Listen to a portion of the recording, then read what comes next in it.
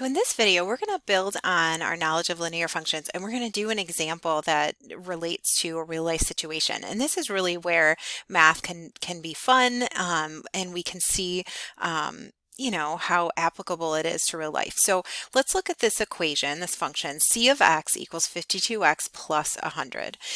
It represents the total cost of having joined a gym with an initiation fee of $100 and a monthly cost of 52. So analyze the situation by answering the questions below.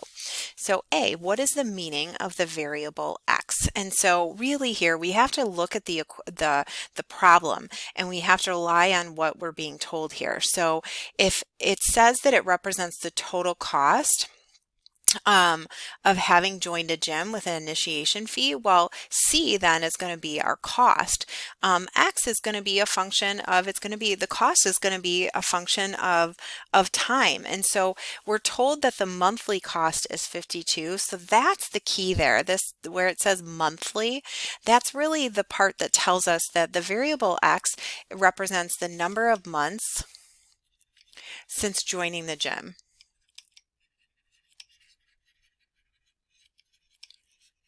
Okay, so x equals number of months since joining the gym. And then what's the meaning of the output y, or in this case c of x? So I kind of already mentioned that c of x is going to be the cost of joining the gym, and it's just going to be the cost for however many months, or the cost so far for joining the gym. Or it's not for joining the gym, we'll say the cost of joining the gym. And then C, what is the slope? So let's look at the equation. So we've got two numbers here. We've got 52, and remember that represents that monthly cost in 100. So our slope, that's always the rate. So the rate here is 52. It's also the number in front of x. So our slope is 52, or $52, and that's just $52 per month. It's the cost, or the rate of going to the gym.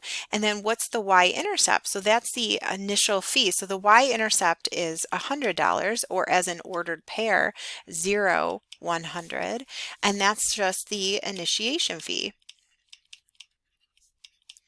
So that initial fee that you have to pay when you join the gym. And so now let's graph this equation. And so to graph, we're going to pick some x values. So they've been picked here, so 0 through 6. And we're going to plug those values into the equation and then sketch a graph. So I've got my equation, c of x equals 52x plus 100.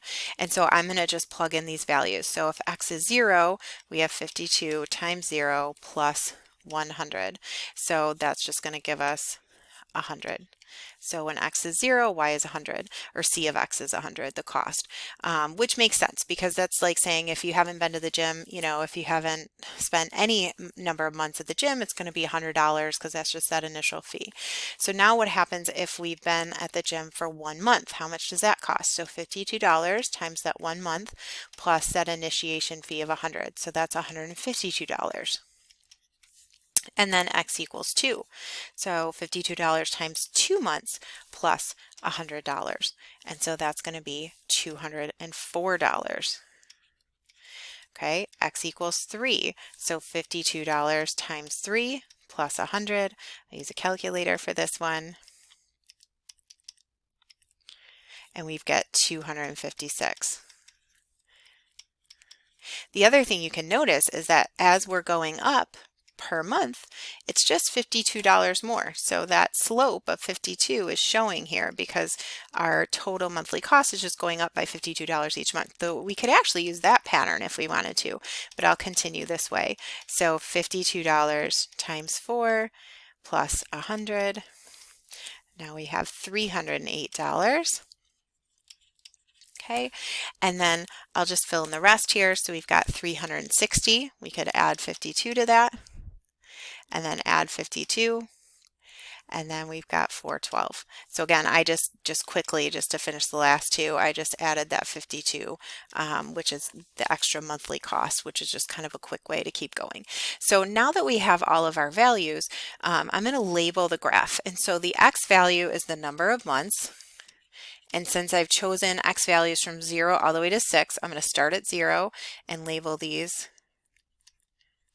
like this, and then my C of X, or my cost values, are going from 100 all the way up to 412. So maybe I'll go up, each box maybe is 50. So 50, we'll say 100, 150, 200, 250, 300, 350, 400, and then 450, 500. And you can label the axes any way you want as long as you're consistent. And so now I'm just going to plot my points. So my first point is 0, comma 100. So I'm just taking these numbers right from the table, my x and y, and I'm writing them as a coordinate pair. So 0, 100. And then my second point, 152. So 1 and then not 52, 152. So we're about right there. And then we've got our third point, 2, comma 204. And notice these should go up in a line, which they are, so that's good. That just confirms that we probably didn't make a mistake when I was plugging in my numbers. So 3 and then 256. And then 4, 308. And then 5, 360. And then 6, 412. And so then we can connect our lines, or to connect our points rather, and then we have our line. Now keep in mind here, if it's a line, it technically goes in the other direction as well. Since this is an application problem, it really doesn't make sense in terms of the real world scenario for our line to keep going down because, we're not going to be at the gym for a negative number of months. But, you can still graph it like that, or, sometimes you'll see graphs where they just start at that y-intercept and go in the positive direction when, they're representing real world situations. So either one works. All right, so now we're going to look at example 3, which is a little bit different of an application problem. So it's still a linear relationship, but it's a little different because Susie here, she's 323 miles away from home, and she's heading home at an average rate of 68 miles per hour. Write an equation to represent Susie's distance from home. So a little bit different situation than the last problem where we were calculating cost for a gym membership. So A says, what should we choose as letters and meanings for our variables? So when we're trying to find what variables we need, you can always go back to the question. And so the question says, write an equation to represent Susie's distance from home. So right there, we know that we have to represent her distance from home. So I'm just going to use the letter D, since that seems the most natural letter to choose. And I'm going to say D is her distance from home. Bonus points if you can even write the units there. And so since it mentions miles in the problem, I'm just going to write miles. So her miles specifically from home. And so then we need another variable. So we need to ask ourselves, well, what do her miles from home, what is that dependent on? Well, if she's, 323 miles away to start, and then she's heading home, it's going to be a function of time that she's traveling. So I'm going to pick T and say that that is the time since the start. And the units for that I'm going to use is hours, because I'm given a rate of 68 miles per hour in the problem. And so if it was miles per minute, I would use minutes. But since it's miles per hour, we're going to use hours. And so part B asks, what is the slope? So for this one, remember, slope is always our rate of change. So for every one unit of y, and so or for x. So if you almost have to think of, how is her distance from home changing for every one hour that she's, traveling. And so if she's traveling a rate of 68 miles per hour, that's going to be the rate, but I'm actually going to make it negative. And the reason I'm going to make it negative is because her distance from home is going to decrease as she's going. So she starts 323 miles away, and I'm actually going to just sketch a quick graph here and kind of also incorporate part C. So part C asks for the y-intercept. Well, that's sort of like the starting value. She started 323 miles away from home. So if the y-intercept is distance from home, then I'm going to put just a point, we'll call this 323. So she starts 323 miles away from home. And then as she travels, she's going to get closer and closer and closer and closer to home. And eventually, down here where she hits the x-axis, that's where her distance from home, it would be 0. That would be, when she gets home. And so you can see her, we've got a line that's going down from left to right. So that slope needs to be negative to represent that, as she gets home, she's getting closer and closer to home. So that slope is negative 68 miles per hour. And so let's write the equation. So we're going to say the equation is D equals negative 68t plus 323. Okay, and then let's actually real quick, we'll also write that y-intercept. Let's write that as an ordered pair. So we're going to write 0, 323. So that'd be the ordered pair. And so now we're going to fill in the values. So I've got some x values or some t values in this case here, and we're going to plug them into the equation to find the distance from home. So I'm going to first do it for 0. So I'm going to get distance equals negative 68 times 0 plus 323. So this is 323, which makes sense because t is 0 means she hasn't gone anywhere yet. So, or time has not started yet. So she's gone 0 hours. So she's 323 miles per home away from home. That's where, how far she is to start. And then 1, remember input, this is hours and a time in hours. So after 1 hour, let's figure out how far away she is. So negative 68 times 1 is just negative 68. And then we're going to do plus 323. And so 255. So it's a good thing we made that slope negative, because what that does is it decreases the distance that she is away from home as she's traveling. So after 1 hour, now she's only 255 miles from home, which, makes sense that that would go down. She get closer to home. And then for 2, we're just going to do distance equals negative 68 times 2 plus 323. So negative 68 times 2 plus 323. And we end up getting 187. So her distance again is decreasing. She's getting closer to home. And then for 3 here, we're going to get negative 68 times 3 plus 323.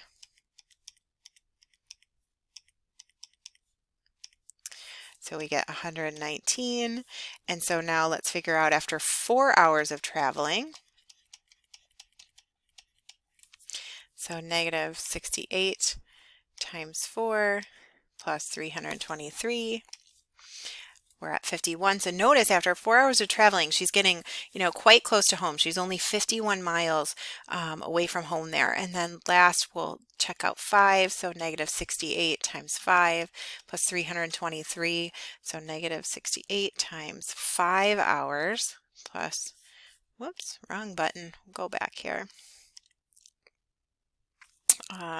So negative 68 plus 5 is negative 340. Okay, and then plus 323. And we get a negative answer. That's kind of odd. So what does that mean? It means after 5 hours, she's negative 17 miles away from home. That really doesn't make so much sense. So she goes from 51 miles away from home to negative 17. So it's somewhere between 4 and 5 hours. We know she reaches home. We don't know exactly when she reaches home, but we'll get to that in a little bit. So one note, when we use linear equations to represent real world situations, they can be helpful, but sometimes there gets to a point where, the equation doesn't make sense for the situation. And so this would be, that kind of situation here where, at 5 hours, that equation, doesn't make sense to use anymore because she's already home before 5 hours. So let's look at F. It says, where is Susie after 4.7 hours? And so let's figure that out. So if we do D of 4.7, that means plug 4.7 in for t, we're going to do negative 68 times 4.7 plus 323. So negative 68 times 4.7 plus 323. And so it gives us 3.4. So that would be miles from home. And we can kind of see from our table at 4, so our table shows that 4 hours, traveling lands her 51 miles at home, away from home. And then 5 hours of traveling makes it so she's negative 17 miles from home. So we kind of figured out it'd be somewhere between 4 and 5 hours that she'd get home. So at 4.7 hours of traveling, she's 3.4 miles from home. So she's almost there. Let's try 4.9. Let's see at 4.9 miles. So negative 68 times 4.9. So hopefully we'll get a little bit even closer to home. So negative 68 times 4.9 plus 323. We got negative. So we're close there. So my guess is she's going to get home somewhere between 4.7 and 4.9. So when does Susie get within 60 miles of her destination? So 60 miles, that's going to be your output variable, or your D, your distance. And so I'm going to plug 60 in for D, in our equation. So I'm going to write 60 equals negative 68t plus 323. And then I'm going to solve that equation. So I'm going to subtract 323 from both sides. So I've got 60 minus 323, and that gives me, I'm just going to continue over here, negative 263 equals negative 68t. And then I divide both sides by negative 68. Okay, so I'm going to take negative 263, my calculator, just leave that in there, divided by negative 68. And so I'm left with a t value of 3. We'll call it 87, we'll round, or 3.9 if you want to round to the tens place. And so what does that mean? So 60 miles, it must mean if I'm solving for t, that's time in hours, okay? So it means that it takes her 3.87 hours to get within 60 miles of her destination. And then last, what is the x-intercept and what does it mean? So we kind of already talked about that above. So check out, the graph that I drew initially here. That x-intercept, that's the value where y is 0. And remember, y is the distance from home. And so if she's 0 miles away from home, it means she is home. So this point here is when she gets home. It's the time where she reaches home. And so that would be really helpful to find out. So let's go ahead and do that. I mean, we kind of already estimated in part F that it would be somewhere between maybe 4.7 and 4.9, but let's actually calculate it. So remember, if we want to calculate the x-intercept, that's when y is 0. So I'm going to write down my equation. So my equation is D equals negative 68t plus 323. And when I remember, I want to find my x-intercept, I make y 0. We have to remember to sort of convert y to whatever output variable we're using in the problem. And so in this case, our output variable is d, not y, for distance. So we're going to make 0, or distance 0. We want to know, hey, when is she 0 miles from home? And then we're going to solve for t, and that'll give us the time that she's 0 miles from home. And so I'm just going to go ahead and solve this. I'm going to subtract 323 from both sides. So I get negative 323 equals negative 68t. And then I'm going to divide both sides by negative 68. So I get negative, clear this out, negative 323 divided by, here, you know what, I didn't make it negative. Let me do that first. Negative 323 divided by negative 68 equals 4.75. So we get t equals 4.75 hours. And that makes sense because above, like in part F, we found that at 4.7 hours, she was only 3.4 miles from home. So it makes sense that at 4.75, so just a little bit more travel time, she actually got home. So 4.75 hours, she got home. And then if we think about what that means in time, so that would be 4 hours. And if we think about the clock, what time would it be at 0.75 or 3/4 around the clock? Well, if we have a clock, and we go 3/4 away around the clock, so that would be like this. That would be 3/4. So 3/4 around the clock would be like 45 minutes. So it'd be 4 hours and 45 minutes of travel time would take her home.